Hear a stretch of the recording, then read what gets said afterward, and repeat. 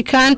Enterprise Institute ayaa wasaaradda arrimaha dibadda Mareykanka u soo jeediyay inaanay ku shaqeynin qorshe maangaabnimo ah oo aanay isku dhiibin siyaasadda khiyaaliga ah ee Soomaaliya waxaana uu Mareykanka ku booriyay inay wax la qabsadaan Jamhuuriyadda Soomaaliland oo ah wadan kamid ah dalalka ugu nabdoon uguna dimuqraadisan Afrika. wakaalada wararka Soomaaliland Solna ayaa soo xigtay qormo uu Michael Rubin maanta ku daabacay shabakada Washington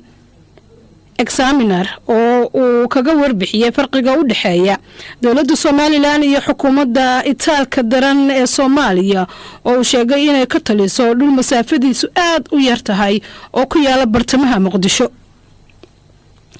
khabiir Michael Rubin waxa uu sheegay in Mareykanku uu aqoonsaday Soomaaliland sanadkii 1960 ka hor intii aan Jamhuuriyadda Soomaaliland aanay la midoobin Soomaaliya oo ay kala kulmeen xasuuqi kaligii taliyay Siyaad Barre ee ka tilin jiray Soomaaliya.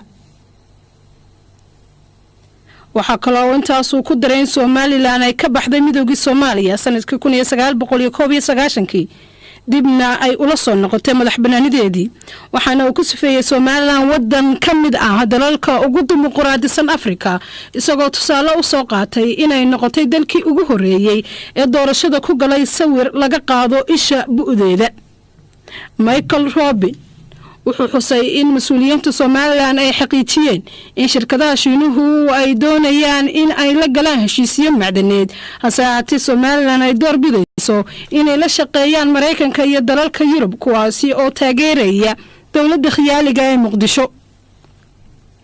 waxaana uu ku dooday in shirkadaha Mareykanka ay ka baaqsadeen inay heshiisyo gaar ah la galaan dawladda Soomaaliland waxaana uu carabka ku dhuftay in wasaaradda arrimaha dibadda Mareykanku ay iska indhatirayso xaqiiqda ka jirta Geeska Afrika. Michael Rubin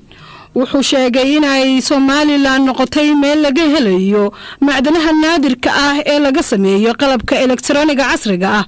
waxaana uu tilmaamay inay leedahay kheyraad kala duwan oo xooluhu ka mid yihiin.